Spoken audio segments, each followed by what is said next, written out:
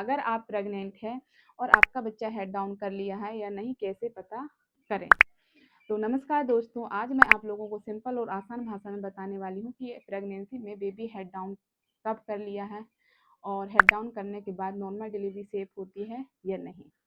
तो सबसे पहले हम जानेंगे कि बेबी हेड डाउन के मतलब क्या होता है। जब बेबी का जो हेड होता है वो पेल्विक बोन की तरफ आ गया है, इसके मतलब ये होता है कि बेबी हेड डाउन कर लिया है। इसे हम मेडिकल लैंग्वेज में सेफेलिक पोजीशन कहा जाता है। जब बच्चा का सेफेलिक पोजीशन होता है तो नॉर्मल डिलीवरी के लिए सेफ होता है। जब कुछ केस ऐसे होते हैं जिनमें 8वां 9वां महीना चलती, किसी का 8वां महीना चलती है, किसी का 9वां महीना चलती है, उन मंथ में हेड डाउन बेबी कर सकता है। लेकिन अगर आपकी पहली डिलीवरी है तो हेड डाउन पहले से ही हो जाता है, समथिंग 1 से 2 हफ्ते पहले। अगर आपकी दूसरी डिलीवरी है तो बेबी का हेड डाउन एक तो लेबर पेन के समय हो सकता है, या तो डिलीवरी डेट से 1-2 दिन पहले हो सकता है, या तो 1 हफ्ता पहले हो सकता है। इसलिए आप लोगों को घबराने वाली बात नहीं है। जब बेबी हेड डाउन कर लिया मतलब इसके मतलब समझ जाना कि आपकी नॉर्मल डिलीवरी होना संभव है।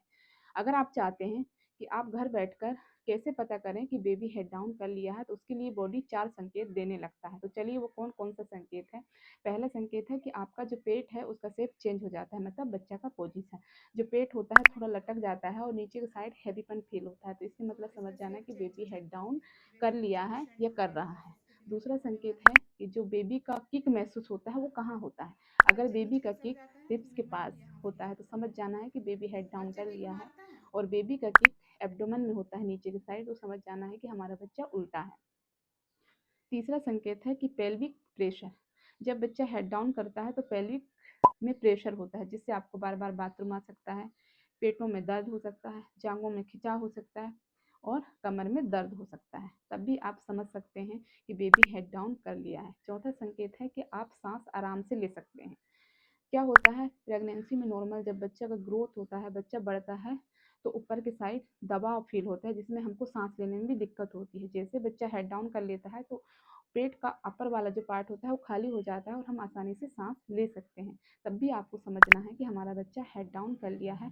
तो इन 4 संकेतों से आप घर बैठ के समझ सकते हैं कि आपका बच्चा हेड डाउन कर लिया है।